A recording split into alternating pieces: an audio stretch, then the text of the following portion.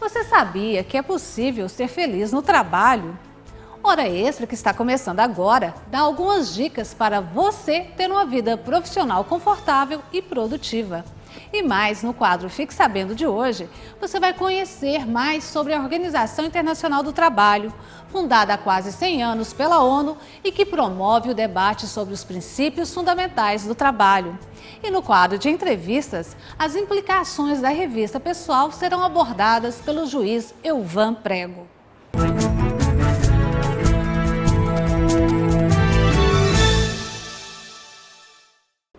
O bem-estar no trabalho é essencial para que nossa rotina seja mais confortável e produtiva. Muitas empresas ainda não compreenderam que ter um ambiente agradável e alegre para seus funcionários só aumenta a produtividade e a satisfação. Alguns dos maiores problemas que impedem a felicidade no trabalho nem sempre podem ser resolvidos pelo próprio profissional, porque são questões que dependem do comportamento de outra pessoa. Chefes intransigentes, rígidos demais, normalmente causam grande infelicidade aos seus subordinados. Para se criar um ambiente saudável, os profissionais devem tentar conviver da melhor maneira possível com seus colegas de equipe. Olha, na minha visão é proporcionar um ambiente saudável, um ambiente de respeito, cumprir com suas obrigações com os funcionários, em contrapartida exigir deles a função de cada um de uma maneira muito respeitosa, mas exigindo sim o cumprimento das suas funções. Segundo os especialistas, para ser feliz no trabalho é preciso ser flexível, humilde, ser otimista e tentar ser companheiro. O que pode ser melhorado na sua empresa para unir ou tornar-se um ambiente mais saudável? Bom, um ambiente, na minha opinião, um ambiente na empresa favorável depende mais da gente, dos funcionários, né? Porque a gente não pode ficar procurando intrigas um com o outro, a gente não pode ficar preocupado com o trabalho de um, ficar preocupado com o trabalho de outro. A gente preocupa mais com o trabalho da gente e resolver os nossos próprios problemas na empresa. Seria ter mais comunicação entre os próprios funcionários, que às vezes com a correria que tem, a gente não consegue conversar. E quando chega no final do dia, a gente já está cansado e não consegue fazer nada. Seria mais uma comunicação mais entre as pessoas. Companheirismo com os amigos e também assim, né, se tivesse mais empenho das empresas, da gratificação melhor para o funcionário, porque isso incentiva muito o funcionário a trabalhar mais feliz. Você é feliz no que faz hoje? Sou. Eu amo a minha profissão. Tudo que a gente faz tem que fazer com amor. E eu amo o que eu faço. Definir objetivos, elaborar um bom plano de carreira, correr atrás de desafios e ter foco no trabalho ajudam na felicidade. Para a socióloga Dilze Persílio e presidente da Associação Brasileira de Recursos Humanos, Goiás, a motivação é mais interna do que provocada por fatores externos. A motivação ela não é externa. A motivação ela vem do próprio colaborador. Então, se o colaborador ele não identifica bem o que está o deixando desmotivado, mesmo que a chefia faça uma reunião motivacional, que leve uma palestra motivacional, aquilo que está incomodando, aquilo que está deixando o funcionário desconfortável vai continuar, porque a motivação ela vem de dentro para fora. O que eu percebo, eu trabalho com planejamento de carreira já há algum tempo, é que um ponto importante para as pessoas se sentirem felizes no trabalho, elas terem realmente a consciência do que é importante para elas em termos de vida profissional. Então, eu tenho, por exemplo, executivos que construíram carreiras brilhantes, principalmente na área comercial, viajando muito, e chega um determinado momento que eles estão infelizes porque não viram os filhos crescer, por exemplo. Então, aí o problema não é a empresa, não é o cargo, não é o salário, é que aquela atividade, daquele jeito, naquela empresa, não combinava mais com o estilo de vida. E aí a gente não consegue perceber isso. E o tempo vai passando e eu começo a me sentir desconfortável e não sei o que está me deixando desconfortável. Então, o grande segredo é sempre parar para analisar os seus objetivos, pessoais e profissionais. E aí você vê se os dois estão conversando. Eu não posso ter um objetivo profissional que não tenha nada a ver com o meu pessoal, porque aí eu vou ter um desencaixe e é isso que gera muito desconforto no ambiente de trabalho. Veja as dicas mais importantes para ser feliz no trabalho. Pesquisar e se informar sobre a empresa, saber se aquilo que você faz é o que gosta, buscar desenvolver bons relacionamentos interpessoais dentro da empresa, estabelecer bons relacionamentos com a chefia, analisar se a empresa está com a mesma faixa salarial do mercado. No quadro Fique Sabendo de hoje, nós vamos falar sobre a Organização Internacional do Trabalho, fundada há quase 100 anos pela ONU e que promove o debate sobre os princípios fundamentais do trabalho de empregados. Fundada em 1919 com o objetivo de promover a justiça social, a Organização Internacional do Trabalho é um importante órgão da ONU. Conhecida como OIT, ela é a única organização mundial em que representantes dos empregadores e dos trabalhadores participam em pé de igualdade com os governos na definição de políticas e programas públicos. A Organização Internacional do Trabalho é formada por 183 países membros, entre eles o Brasil. Desde a criação da OIT há quase 100 anos, seus membros já adotaram 188 convenções internacionais do trabalho e 200 recomendações sobre diversos temas como proteção social, estímulo ao emprego, saúde e segurança do trabalhador. Em 1998, a organização aprovou a Declaração dos Princípios e Direitos Fundamentais do Trabalho. O documento estabelece 4 princípios fundamentais a que todos os membros da OIT estão sujeitos: liberdade sindical e reconhecimento efetivo do direito de negociação coletiva, eliminação de todas as formas de trabalho forçado, a abolição efetiva do trabalho infantil, eliminação de todas as formas de discriminação no emprego ou na ocupação. O Procurador-Geral do Trabalho, Luiz Antônio Camargo de Mello, participou na Suíça da Conferência Anual da OIT.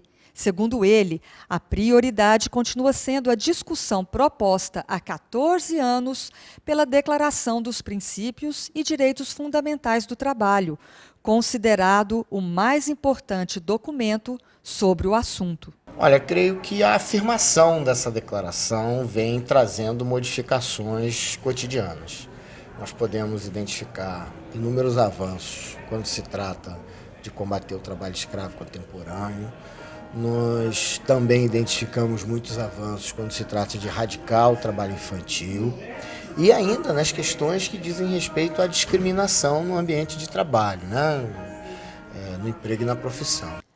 Para o jurista, o Brasil tem avançado na aplicação das convenções internacionais da OIT, o que deve ser incentivado pelas diversas entidades públicas e privadas. A Organização Internacional do Trabalho é uma entidade importantíssima, faz parte do sistema da ONU, é a agência especializada da ONU para cuidar e discutir as questões do mundo do trabalho. Só isso já lhe dá a enorme importância, Mas tem uma outra questão que eu considero fundamental. A composição da OIT é tripartite. A composição da OIT, em todas as suas instâncias de discussão e de deliberação, tem componentes governamentais, representantes de trabalhadores e representantes de empregadores. Então, o tripartismo da OIT faz com que as discussões e as normas votadas, discutidas e votadas na OIT tenham esse componente. São normas que passam por um processo de discussão que envolve os representantes governamentais, os representantes laborais e os representantes empresariais. É a única das agências especializadas na ONU que tem o tripartismo. Daí porque a sua enorme diferenciação em relação às outras agências. E é protagonista, É protagonista de toda a discussão de avanço no que concerne ao mundo do trabalho. E no quadro de entrevistas, o juiz Elvan Domingos Prego fala sobre a polêmica da revista Pessoal de Trabalhadores. Veja a seguir.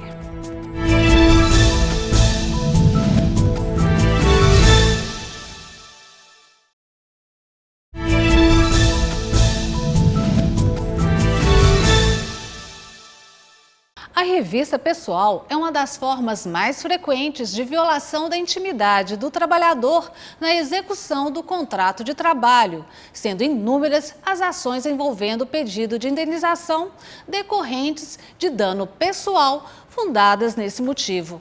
Mas como a doutrina e a jurisprudência brasileiras têm se posicionado sobre a possibilidade da revista do trabalhador?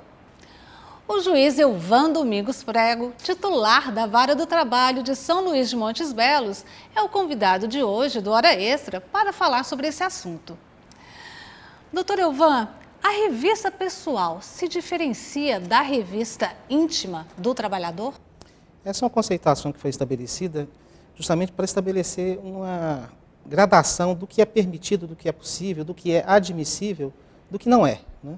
A revista pessoal é a revista em bens do trabalhador, na sua mochila, na sua bolsa, nos seus pertences, na saída do trabalho, por exemplo. A revista íntima é mais grave, porque envolve o contato pessoal com o trabalhador, a palpação sobre a roupa, tirar as roupas e permanecer seminu ou nu para ser verificada se há nas roupas, nos pertences, alguma coisa que sai da empresa. Então, há uma gradação, então se estabeleceu esses conceitos diferentes de revista pessoal, que não há contato, não há essa invasão tão grande da intimidade corporal e pessoal do trabalhador, e essa chamada revista íntima, que em geral é vedada.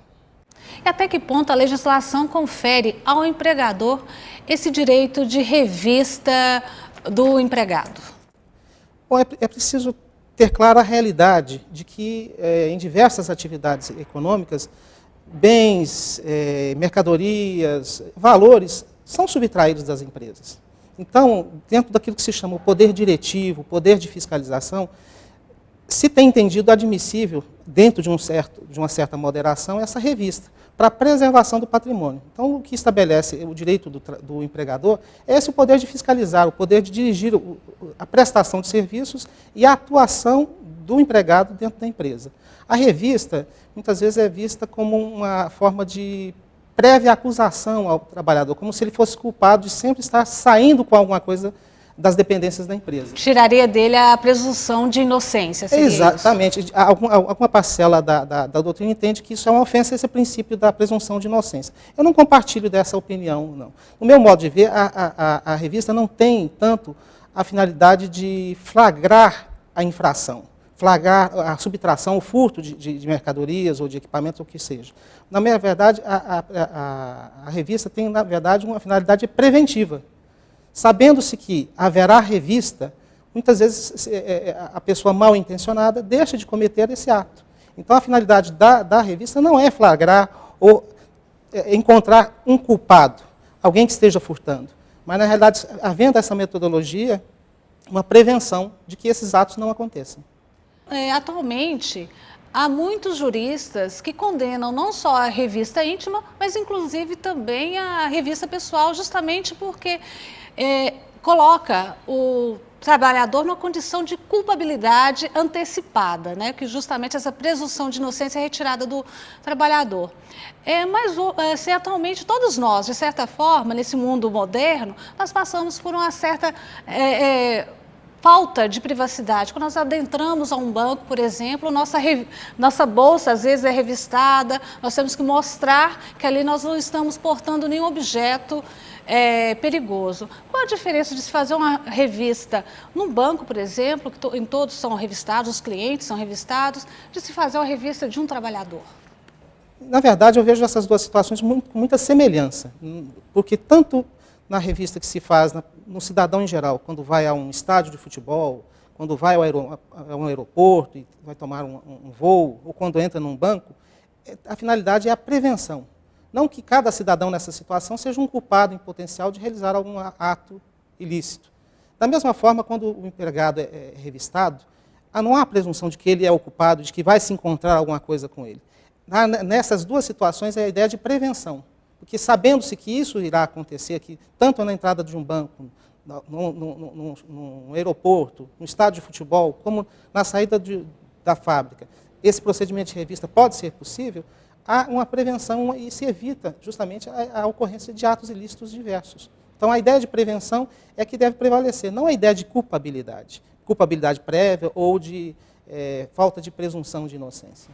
Mas a revista pessoal e a revista íntima, elas não violam o direito à privacidade do trabalhador, que inclusive é consagrado na Constituição brasileira? O trabalhador não deixa de ser cidadão enquanto está submetido a um contrato de trabalho. Então, naturalmente, os direitos pessoais, como a intimidade, a privacidade, têm que ser respeitados pelo empregador. O que há nessa situação da revista é um delicado balanço entre o direito de propriedade do empregador e o direito de proteção e de preservação dessa propriedade e o direito à intimidade do trabalhador. É um equilíbrio difícil. E o que se deve? E por isso há correntes de doutrina e correntes jurisprudenciais que entendem que nenhum tipo de revista é admissível. Enquanto a corrente predominante, tanto nos tribunais quanto mesmo na doutrina, é de admitir a revista desde que ela seja feita com moderação e respeitando o máximo possível a intimidade do trabalhador.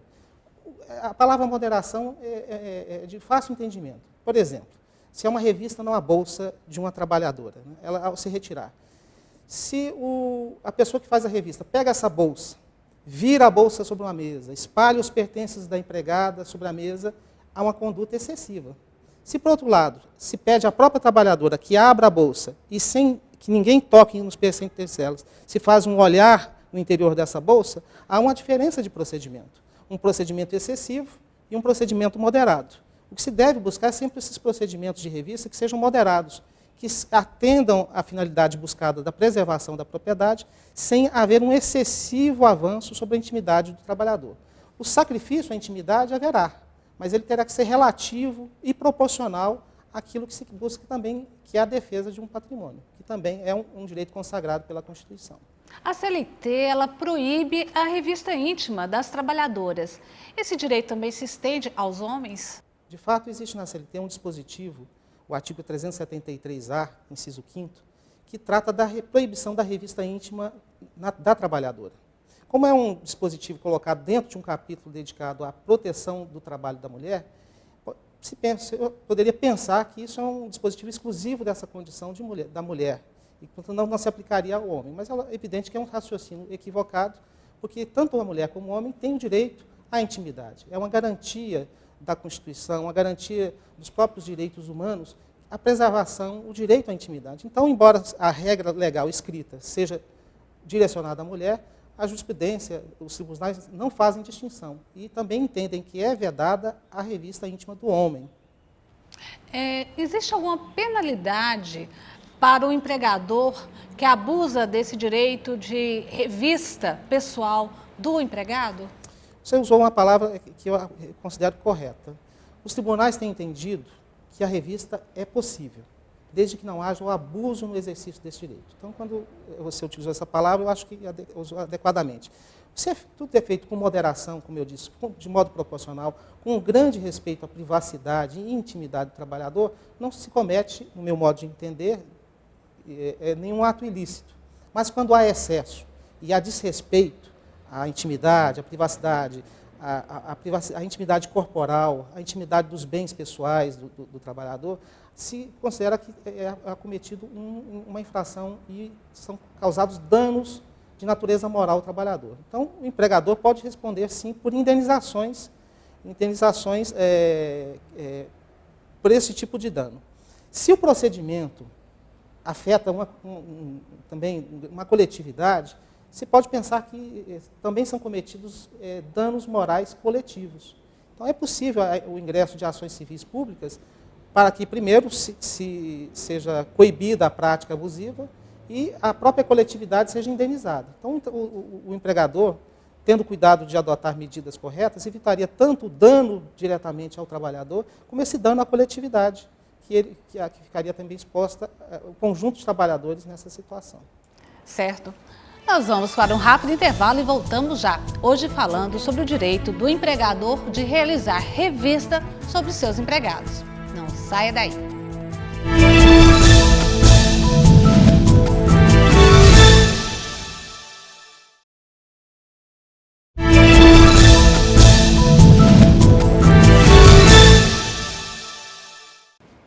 Nós estamos de volta com o nosso quadro de entrevistas, hoje conversando com o juiz Elvan Domingos Prego sobre o direito do empregador de realizar revista sobre seus empregados.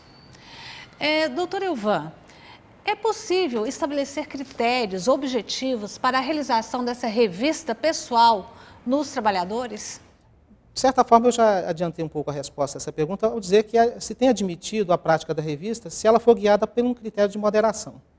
Então, tanto a doutrina como a jurisprudência têm entendido que o empregador pode realizar revistas nos pertences do trabalhador, como bolsas, mochilas, desde que isso seja feito de forma, primeiro, impessoal. Ou seja, não se deve haver na revista algum critério de discriminação. Sempre a mesma pessoa, ou seja, um critério objetivo, todos estão sujeitos, ou todos fazem, ou se faz por sorteio, de modo que não haja como a revista ser direcionada. Então, mostrando que não há, portanto, um tratamento diferenciado em relação a ninguém. Então, se ela tiver primeiro esse critério, ela já se considera indo no caminho certo. E também que não haja essa invasão, por exemplo, revistas que importem tocar o trabalhador, apalpar sobre as roupas, ou fazer com que o trabalhador fique nu ou seminu na presença de outras pessoas. Isso também não se admite.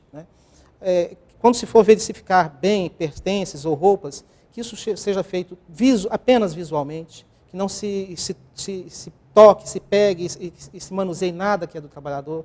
Como até no exemplo que dei da bolsa. A bolsa é aberta, se olha o interior da bolsa ou da mochila, sem remexer, sem revirar, sem olhar em detalhes aquilo que está lá dentro. Apenas buscando visualmente constatar se algo está ali que não deveria estar. Então, se há esses critérios de impessoalidade, de moderação, a doutrina tem entendido que aí sim há um equilíbrio entre o direito de preservação de propriedade e o direito à preservação da intimidade. Tudo que avançar disso, especialmente que importar contato físico, mesmo a verificação visual de pessoas de sexos diferentes, tem que se observar isso. O trabalhador ser revistado por um empregado do mesmo sexo, a trabalhadora também da mesma forma, por uma pessoa do mesmo sexo.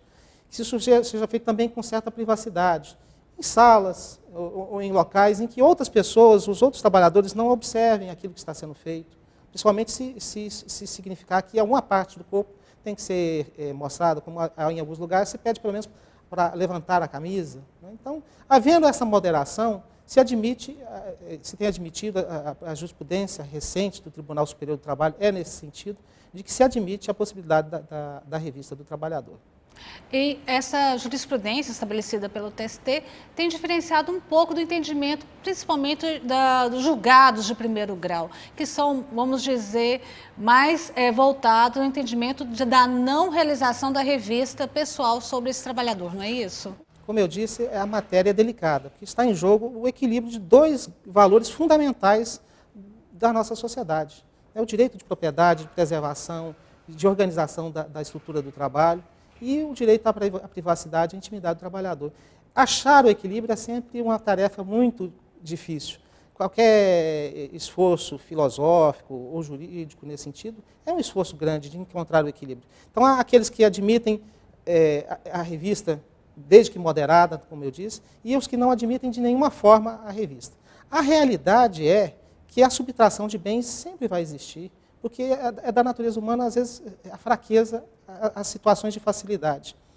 Um trabalhador numa mina de ouro, de esmeralda, de diamantes, pode se sentir tentado a retirar uma pedra. O trabalhador numa indústria farmacêutica pode se sentir tentado a retirar um produto químico valioso e que no mercado negro pode ser vendido por somas muito altas. Então, a revista, como eu disse no princípio, tem esse sentido de prevenção, até evitar que as pessoas se sintam tentadas a realizar esse tipo de procedimento. Então, a realidade é esta, bens e valores estão suscetíveis de serem subtraídos.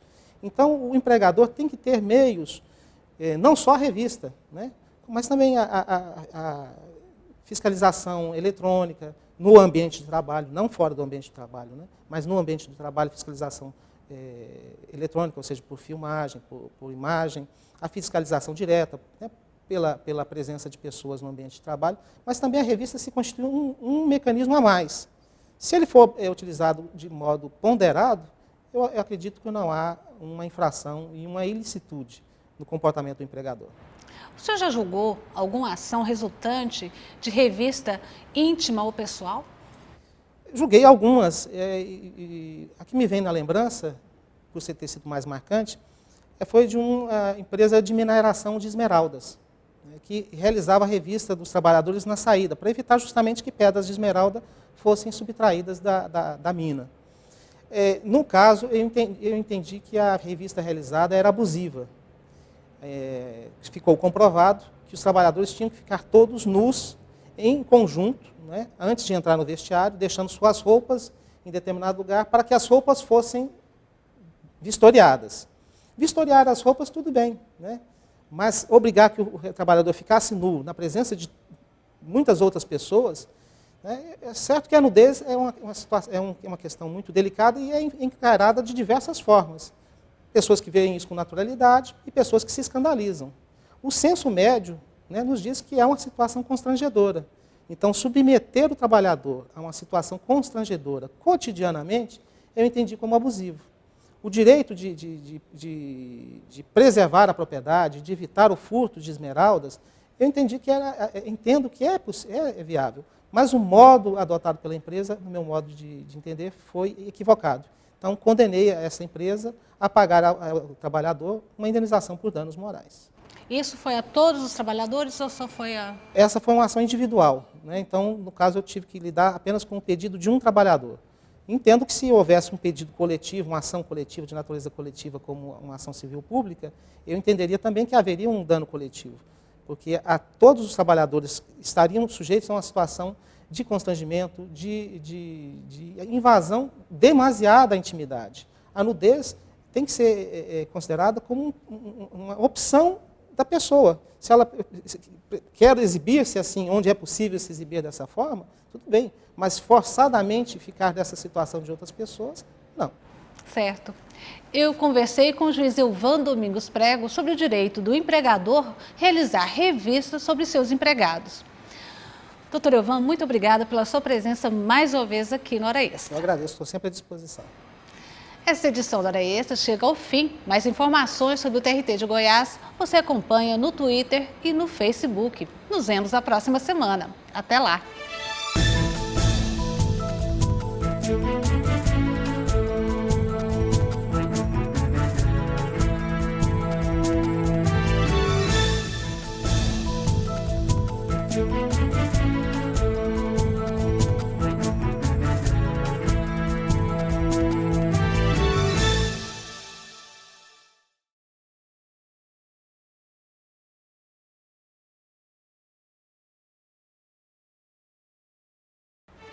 No Hora Extra desta semana, você vai conferir as dicas mais importantes para se conquistar felicidade no trabalho.